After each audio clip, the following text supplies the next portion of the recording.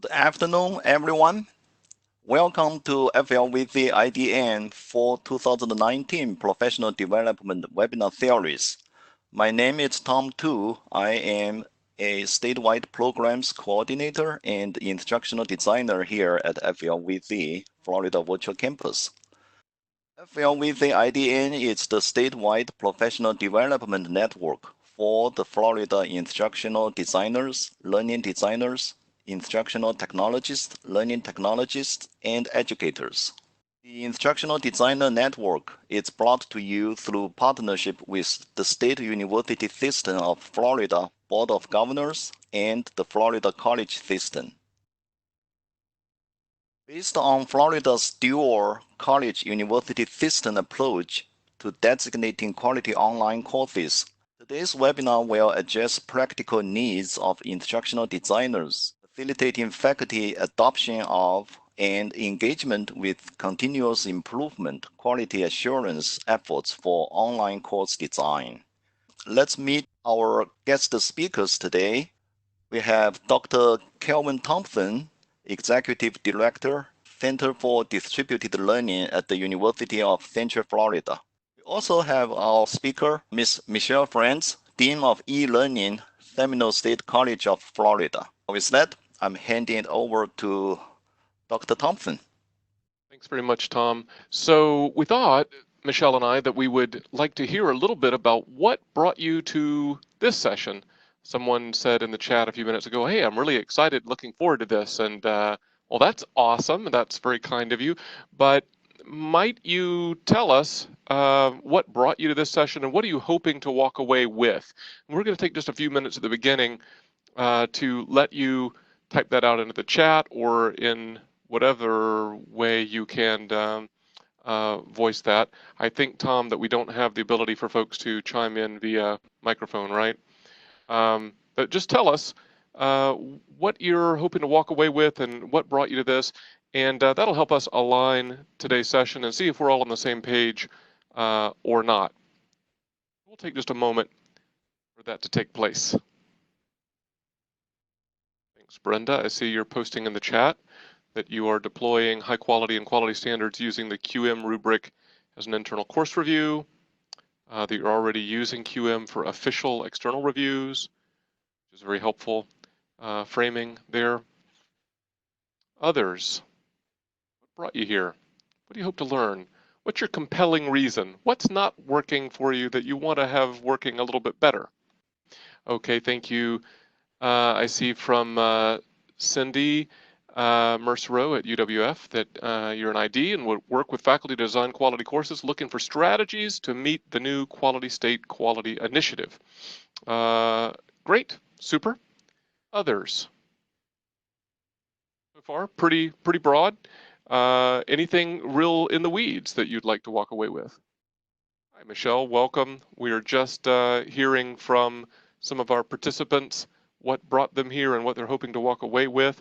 And we're seeing some postings slowly appear in the chat. Sid, hey Sid, get all faculty to obtain HQ. Now that is an aspirational goal. That is awesome. I don't know that you're going to walk away today with all your faculty with an HQ, but I sure hope that the strategies that we share today will be on trajectory for getting there. Anyone else? Any compelling concerns?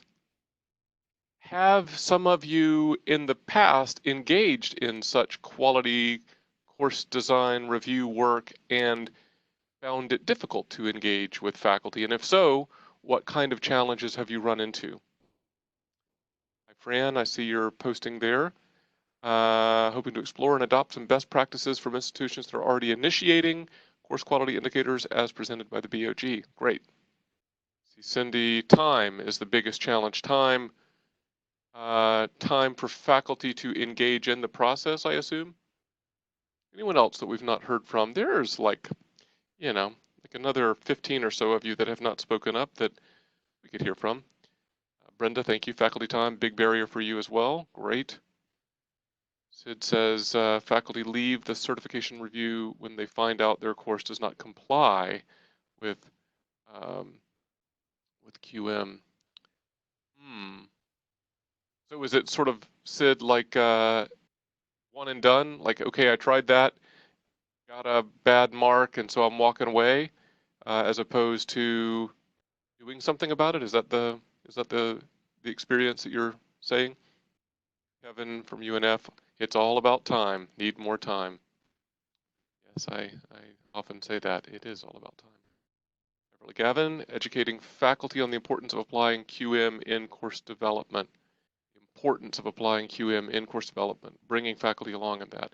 And Sid says, faculty perform self-review, say, yep, it's all good. And then we say, nope.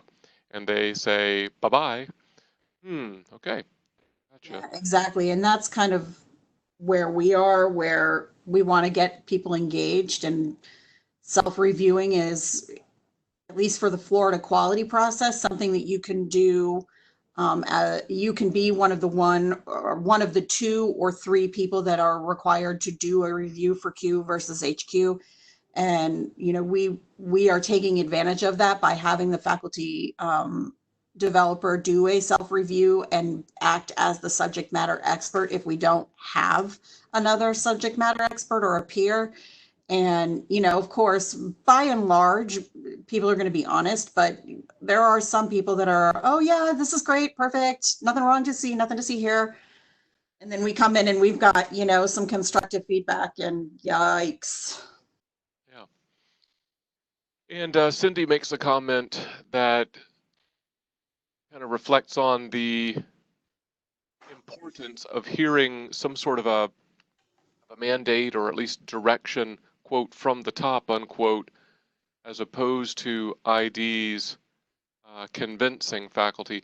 Well, and I really hope that we have some suggestions today that you find useful. From where I sit here at UCF, I think the instructional designer teaching faculty relationship and dynamic is the single biggest mechanism for engaging faculty in the process. I think it's generative and sustaining, and while the overarching initiative is helpful, it's like the tree to hang the ornaments on, since some of us will be celebrating Christmas coming up in a couple of months.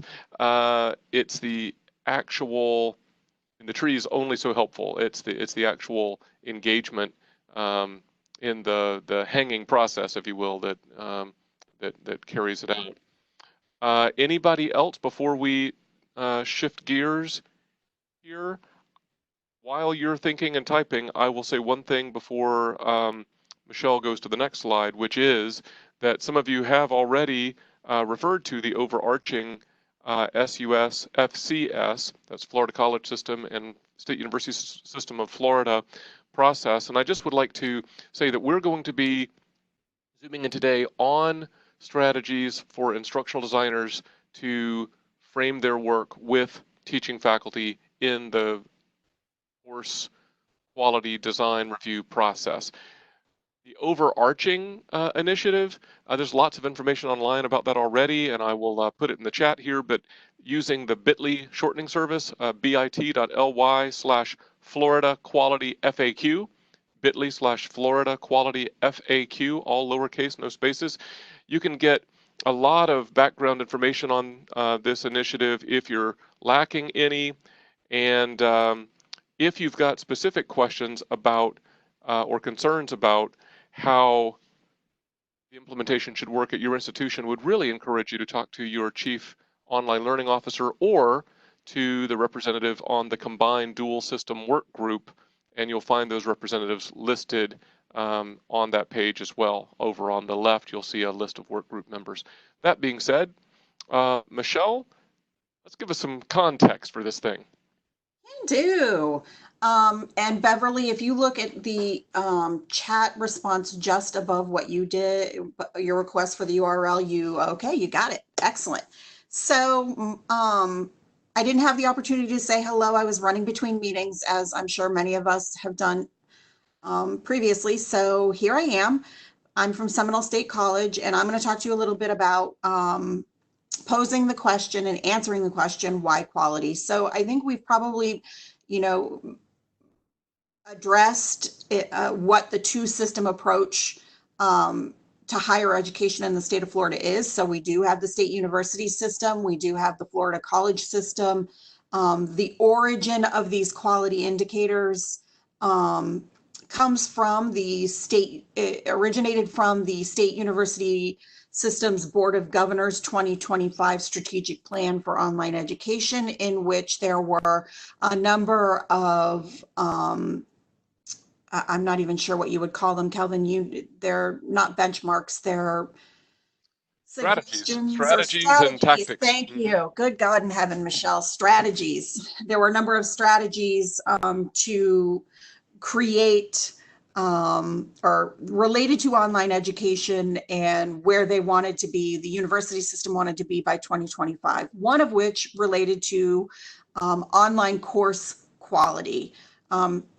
Sufficiently vague, right? So we all, as practitioners, we all know that quality can be design, quality can be instruction, it can be a number of things. So at that time, the Florida college system wasn't all that involved or was anecdotally involved.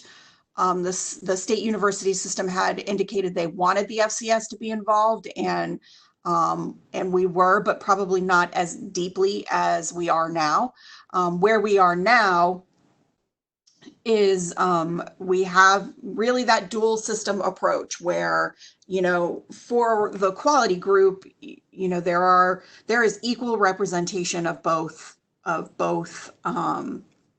systems, and we create circumstances for each system to buy in. And Kelvin will talk as we continue on a lot about getting buy-in, right? So we want to get people to yes. We don't want to scare them away. And I know that's a huge scenario for us here at Seminole where, and I'm sure at most institutions, faculty feel very passionately about the ownership of their courses and materials. And so relying on an instructional designer or somebody who isn't either a subject matter expert or a genuine faculty peer is something that makes them very uncomfortable. But, we're hopeful that given the fact that even though this is a dual system approach, putting things into context and helping us create circumstances and buy in for faculty to embrace these course indicators is, the student, right? Why are we all here? We're here for our students. And many times we serve the same students. So Kelvin and I happen to serve the exact same students, right? So Seminole State, the institution we feed the most students to is UCF. And so we are a direct connect partner with them. They are our local university partner. So we are very tightly bound together. And so what we do here at Seminole State directly impacts the students' ability to be successful at UCF. So we try to help our faculty understand that, they're going to see different types of quality between here and UCF. And our goal is to create quality experiences that raise that student, if they need to be raised, to that level of academic success and achievement that UCF is setting forward. So, we really do want to create a level of consistency. We're not going to do the exact same things because we're two different institutions, but the quality indicators give us kind of this commonality that we can say to our faculties at our respective institutions and say, yes, we're serving the same students, and here's how we can do that together and, create a consistent experience while still providing enough opportunity to be unique in how we're doing it. Vis-a-vis, UCF has its own personality and Seminole State has its own personality, but we're really working for the benefit of the student. And so we try to approach it in that regard. We are continuing our work to collaboratively develop, revise, and implement the online course quality standards. It is slow going. But it is something that continues to move forward. I will say that we also find ourselves, because of that dual system approach, in different places at different times, right? So, the FCS may want to do something a little bit different than the SUS. And while we're trying to align and be consistent, there may be some nuances. But the one place where we are pretty much all in, all together, is the idea of a Q designator and then an HQ designator, and how the institution goes about training their folks and how they get to those places. There's an equivalency process, and we're pretty committed to that as well. But by and large, we're all on the same page. It's just kind of how we're getting there and what our benchmarks are and timing. Kelvin, do you have anything to add to that? You're muted. So I am.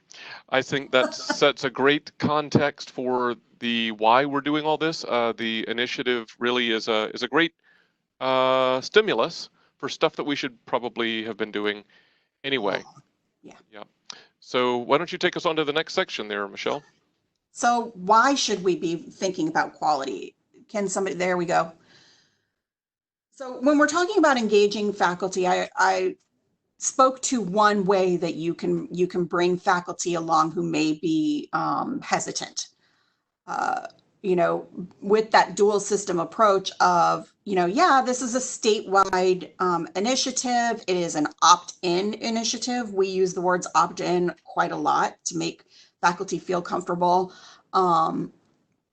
But it is one that creates consistency from our institution to the next, where the majority of our students are transferring forward. But when we're engaging faculty, we try to very much align our quality efforts towards our institutional goals. I think every single one of us has mission, vision, and goals, right? And what are those goals? And they're pretty student-centered for the most part. And one way that we can continue to encourage our faculty to be embracing of the quality indicators is, A, it's just the right thing to do, right? But B, it fulfills the goal of the institution and achieves greater student success, hopefully. And then it's also an outcomes approach to continuous improvement. So I don't think there's anybody in this workshop that probably hasn't heard of or endeavor to be continuously improving everything they do. But online education in particular, given that it is at its core based on a foundation of technology, the potential for you to mix things up and continuously improve your course, even those with a great course, is there, because people are trying to be new. And, that segues into innovation. So, looking at course quality from an innovation perspective. So if you have somebody who is kind of dragging their feet on quality, can you approach them with an innovation mindset of, what, you're doing a really great job, and, your students love your course, and here are some ideas, do you want to do something a little more innovative? And then you can push the quality pieces that you may think that need to be embraced by a faculty member by, it may not be innovation in that it's innovation in the grand scheme and it's like this brand spanking new thing that no one's ever done before, but for that faculty member, it may be innovative, and it may get them over that hump from Q to HQ. And then it's also can be data driven, right? So we have, and I'm sure everybody else does too, have our student perceptions of instruction. And at the end of every semester, their students rate their instructors based on certain questions. And those perceptions are actually factored into at least here, because we are unionized faculty here, those results actually factor into their performance evaluation. And so faculty are very much tied to those metrics. And so how can we tie quality into, achieving better metrics in those areas where they impact the faculty member the most and benefit from that passion to not just serve their students, but also to do it well, and see that they are doing so through the evaluation that the student is providing, as well as the student success numbers. Yeah, I think the only thing I would add to that, Michelle, and this is for me the oracle center point of the bullseye, is that at UCF we see engaging faculty in the course review process through relationship with an instructional designer from a continuous improvement standpoint as the most sustainable and generative approach that we can take. Certainly more so, at least in our state university context, certainly much more so than mandating reviews. Mandating doesn't go so far in our environment. Plus, I would say that this kind of approach, instructional designer to faculty, is much more collegial and respectful. Now, that assumes that this is not an evaluative framing, right? You could take that. Some institutions do take that approach. That's not the approach that that we take. We take a continuous improvement one. Well, and Kelvin, I'll speak back to that a little bit too. We're situational, and so we don't take the same approach with every single faculty member. We may take one of any approaches based on who that faculty member is. If it's somebody that we know is, really apprehensive about our involvement and participation in reviewing a course, or perhaps it's somebody who's a technology person, technology phobe, or just isn't comfortable in the online space, but they're teaching because they have to make load. So there are just so many nuances and circumstances.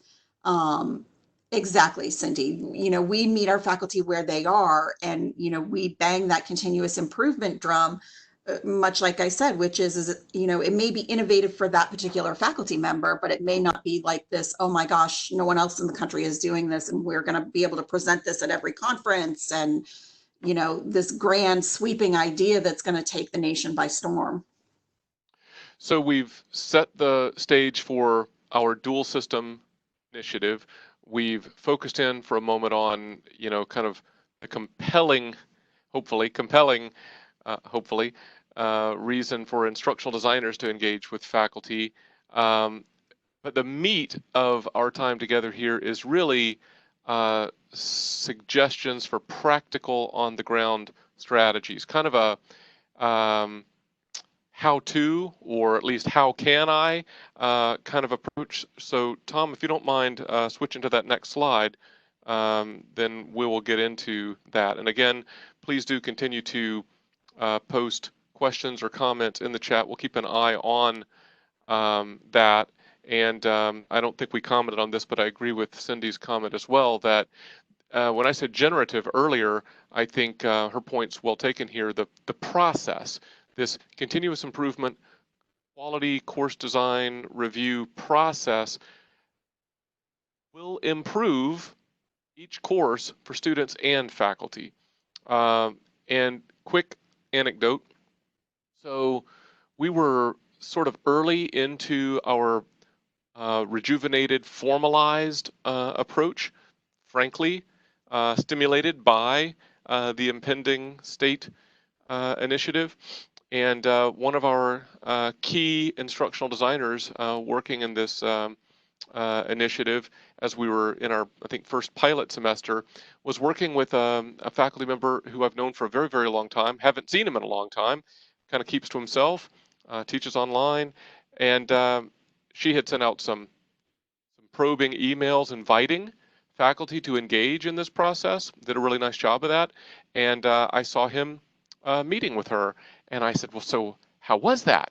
Because I wasn't quite sure how it would be, and you read between the lines. And she said, yeah, well, that's my third meeting with him, and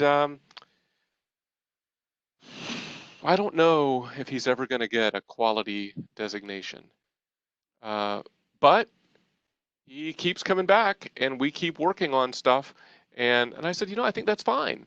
It's not ultimately, while we're trying to see numbers go up and there's reporting, at least on the SUS side at this point, but Cindy's point is right on the money. If we do this right, a rising tide lifts all ships, we like to say in our quality work group.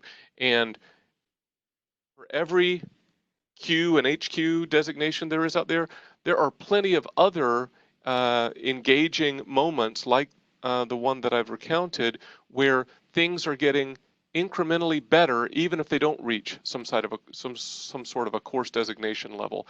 And I have to think that if we're doing standards alignment, that's getting better for the students, clearer expectations, that's getting better for the faculty, happier students, and so forth. So with that being said, we've sort of on this slide differentiated between what we might call a carrot approach and a stick approach. I'm kind of pro carrot in this situation. We've already used this phrase a little bit. I'll comment on a couple of these, and we'll invite Michelle to do so as well. And I'm a little on the side of the stick, so only a little though. I mean, not only if I have to be. Okay. Yeah, sure. So we've said opt-in. When I think opt-in at the faculty level, you've already heard me say it. The word that comes to my mind is invitation, invite. That is our framing here at UCF. We invite faculty to participate in this course quality design review process. We try to appeal to the felt needs of the faculty. And I'll talk about this again in a moment, but some of that is getting the timing right? You can appeal to felt needs at the wrong time and it'll fall flat. If you appeal to felt needs at the right time, you might have a situation like the anecdote I shared, where you have somebody who hasn't really engaged in quite a while, shows up and wants to engage and make things a little bit better. So what are felt needs? I mean, there's probably as many felt needs as there are faculty at each of our respective institutions, but I can say that some of that, I think, is accessibility, right? Like, ooh, there's a big word, and some folks are like, well, I have no idea. I have no idea what, I had a student registered who needs accommodations, and I didn't know where to start. And so you can paint a picture of, well, going through this process, we can work on your materials being more accessible. For some folks, that has appeal. For others, the idea of making the course progression path and expectations clearer for students, not easier, right? Not dumbing down coursework, but making the logistical process clearer, the expectations clearer, which leads toward happier students ultimately. You don't want to be disingenuous, but it's entirely possible that as you work on clarifying things in course design, that you will see end of term student review ratings going up. Because there are certainly some faculty who are like, hey, my students aren't real happy with how this process is going. Well, you might consider a course quality design review, and maybe that'll be a better thing. So that idea of invitation, sending out probing emails at the right time of semester, choosing which faculty to send emails to. Are there faculty who haven't engaged? Are there faculty who have been teaching for a certain period of time and could maybe stand to have their course reviewed? Thinking in terms of invitation and extending the invitation to the right people, I think is particularly a helpful carrot approach. Before moving on to the next bullet, do you have anything to add to that one, Michelle? I do, but I think it probably will fit into championing new initiatives a little bit better, because we invite folks to champion the new initiatives. So yeah, invitation is a good thing. Good. That's super. That'll be good foreshadowing. The second point is, this is something I say a lot in my work, and I think it applies to so many things, but make it easy to say yes. Make it easy for the faculty member to engage. Make it easy for the participating faculty to do the right thing. How do you remove friction points?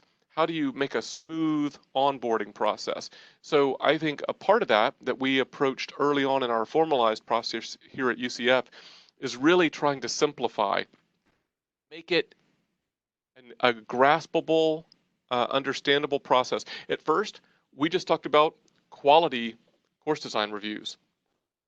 We didn't talk about high quality, just quality. And we put up a diagram that showed, even though there's a lot of moving parts behind the scenes, a fairly straightforward process, just a few steps. It didn't really matter, you know, to the participating faculty member if there's a whole bunch of behind the scenes steps. We don't need a complex flow chart. We need to see it from the faculty standpoint. What do they need to do? How do you make this as understandable a process as possible? And so when you're doing that cost benefit analysis of deciding whether to invest time in this or not, how can you reach the tipping point that says this is more in my best interest than a pain, right? Timing is a part of that I mentioned before. For us, we try to pay attention and we track this. When is the 1, 2, 3rd time that the faculty member has taught this particular course online? And before the 4th time, say, hey, you've been teaching this for a while now. It's probably somewhat stable. Now is a great time to take a fresh look at this. I would be happy to be another set of eyes taking a look and giving you some feedback. So that timing is really important. And so there's several things with timing that we do through our database. We track that way. Also, the fact that, and this is somewhat the way the initiative as a whole is structured, but calling this out, just like I said, we led with the Q designation, and then once you have some quality designations, you know what? You're a great candidate. You did great. You're a great candidate for this other thing, high quality designation. You know, we don't tell just anybody about that. For you, no sense in being overwhelming. And then, hey, here's this teaching excellence award that we offer. A high quality designation is a prerequisite. You want to be considered for the high quality, for the teaching award? Get a high quality designation. Oh, how do I do that? We'll start with a quality designation, work your way up. So alignment between all those structures is kind of compelling, and one thing leads to another. And we've seen that to be rather helpful. And the last thing I'll say about this is, and we do this here, it's a resource issue. It may not be practical where you are. You have to decide for yourself. But we try to identify punch list items that we here in our office could do for the faculty member if they so chose. Now, there's some things you can't do for faculty member. Only the faculty member can do that, right? I can't come up with alt text for an image because I don't know what the reason that image is there for, right? It's a red pot. No. It's an example of pre-Columbian, you know, something, whatever. But there are certain things that we can do. We can make the HTML table headings appear correct so that the HTML is structural. We can facilitate with a transcript the captioning of a video. There's things that we can do, and so we offer to do them as a make it easy to engage kind of a process. And I know that you're waiting for that championing one, Michelle, but do you have anything to add in on the make it easy to say yes? Well, I mean, I think we're pretty much like you in that, you know, to the extent that we can do it for you, because for us, it's about the time, which has been mentioned in the chat, and a resource allocation where, you know, all of our faculty are teaching. They don't have research responsibilities. I'll go back to the union scenario. You know, they're contractually obliged to do a certain number of professional development hours. They're contractually obliged to do college service. And so, you know, you have to do more with less, both time and yourself. And so they're focusing, and rightfully so, on supporting the students. And, you know, as much as some may want to do some continuous improvement in quality, you know, where does that fall on the priorities when they're teaching, you know, 5 sections of English 101 and working with hundreds of students? That, you know, the time to do those technical things and innovative things is pretty short. So, we, like you, try to get them to yes by saying, we can do that part for you. I mean, we can't do this part. I don't know about chemistry, so I'm not even going to pretend to be able to help you with that. But if you give me, some ideas, I can put something together, and then all you have to do is look at it and, tell me what works, tell me what doesn't work, or edit it yourself. I mean, but you've got a foundation in place to jump off from, and you're not spending all that time doing the foundational work that we can do for you. I'm going to kind of, for my comments, combine the bottom left two bullets, the engagement in innovation and the championing a new initiative, and then invite Michelle's comments. Because for me, from where I sit right now, these two kind of align. In terms of perceiving oneself as an innovator, we offer up a visual identifier, some bragging rights for quality and high quality. We don't list that in our course schedule search, visible for students, but we offer a visual identifier to the faculty who meet the requirements for quality or high quality, and invite them to place the visual identifier in their course.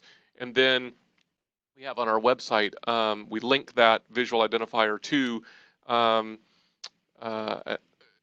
some explanation of what this is. If you see this in your course, what does that mean? And it means the faculty has really chosen to engage in continuous improvement and wants her or his course to be as best as it can be, and is trying to make things better. So some faculty really respond to that.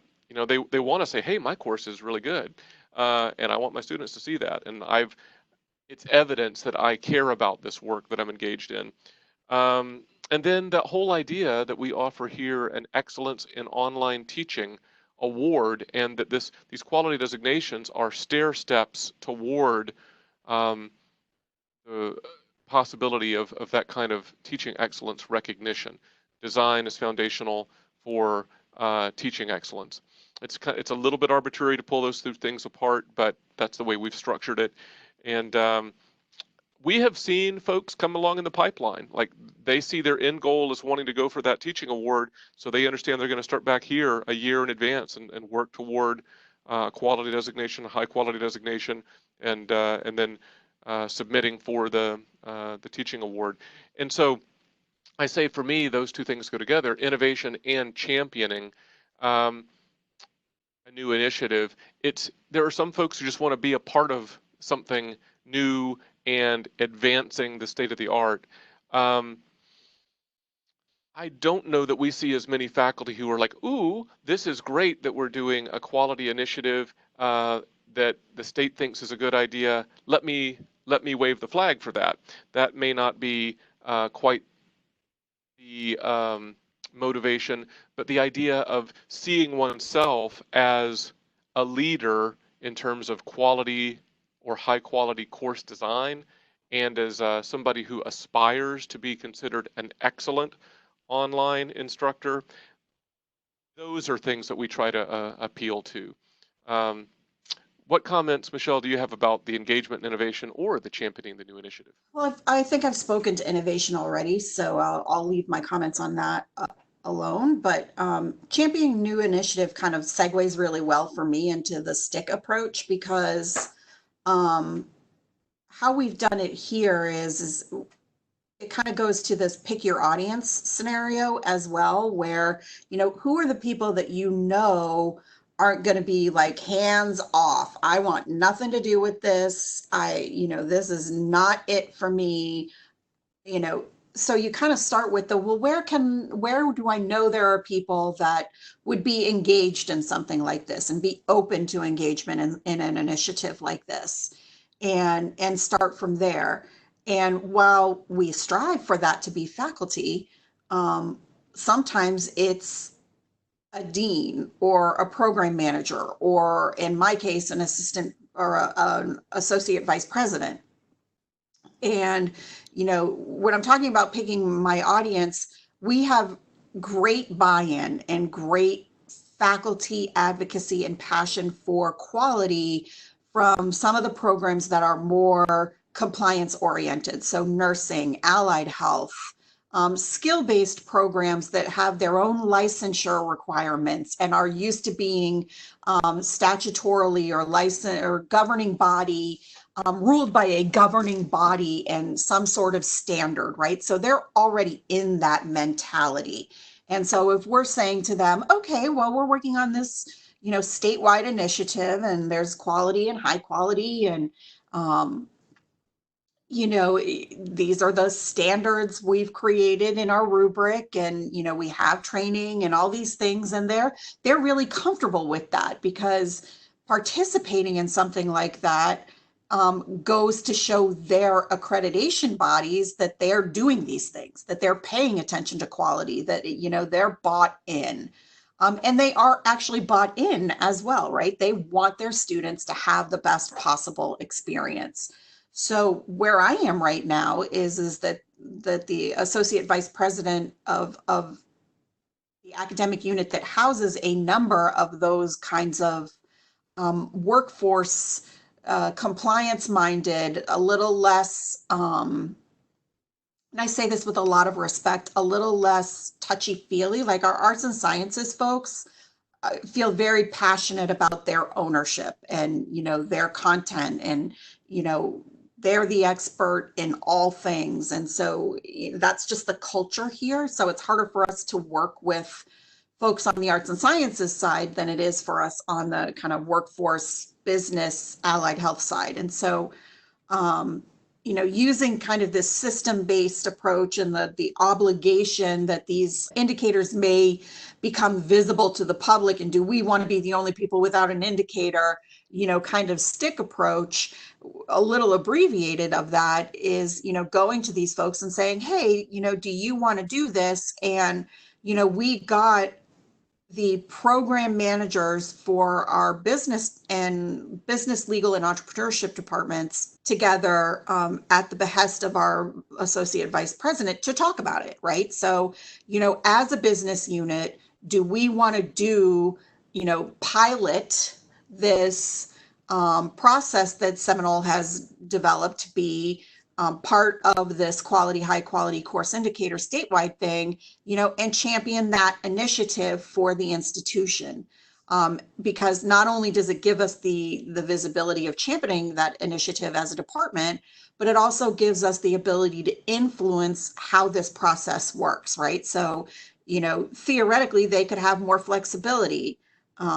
Because they're piloting it, they could make suggestions that will enhance the process for other people. And that just gives them more commitment to go to their peers in the faculty and say, hey, as a business unit, we did this. And it was really, low stakes for us to do, but high impact for our students and our accreditors and all the people that are influenced by the courses that we are providing. So we're working through that right now.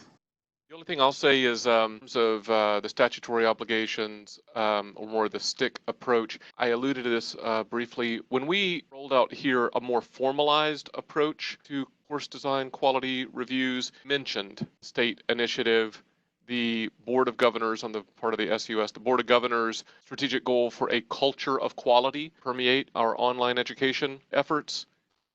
And so that was our way in as sort of a, here's why we're starting now, but then we quickly have de-emphasized that, and we really have appealed to continuous improvement at this point.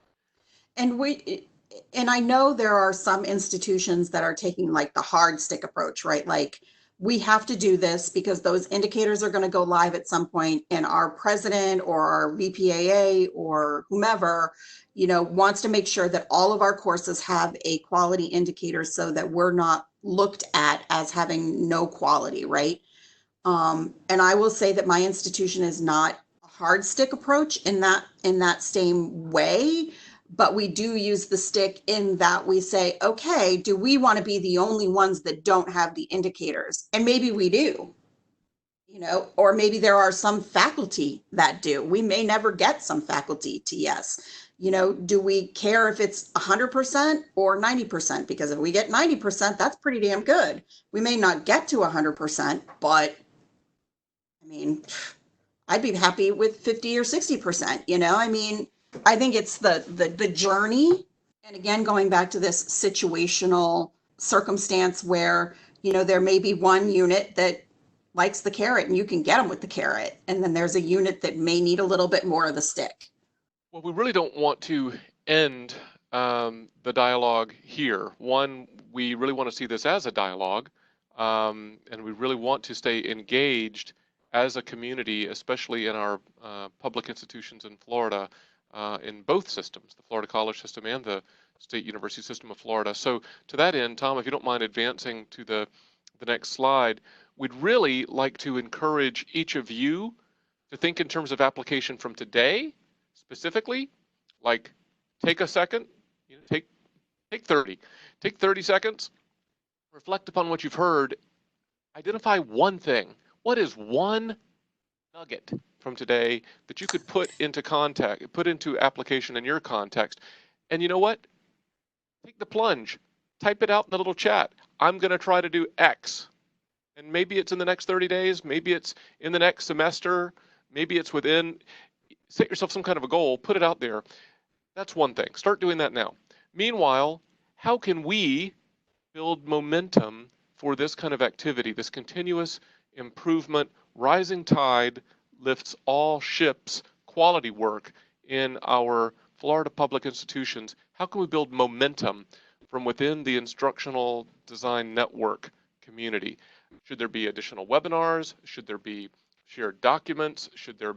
What can we do? How do we help each other in this work? How do we share best practices? And as you're reflecting, if you have questions that you have of us, then don't hesitate to throw them in the chat. There's also a QA box. Ask the question in the QA box. Either Kelvin or I will be happy to reply. I see that from Cindy. Regular ID meetings about what is working and what is not working. I assume specifically related to this quality work engaging with faculty. What would that look like, Cindy? Is that in the context of like a periodic, maybe in the place of a presentational webinar? It's more of a idea sharing webinar, or is it a face-to-face gathering? Is it a phone call? How do we facilitate that? And what other thoughts do others have? Nice of you to come. Great. Glad you listened. But you know what? This isn't worth a dime if you don't take something away and apply it in your context and help others do the same. Ian Smith, we should have a Florida Award for Excellence in Teaching Online in Florida for post-secondary faculty. Interesting you would say that. Again, we're trying to bring alignment between both systems efforts, the SUS and the FCS.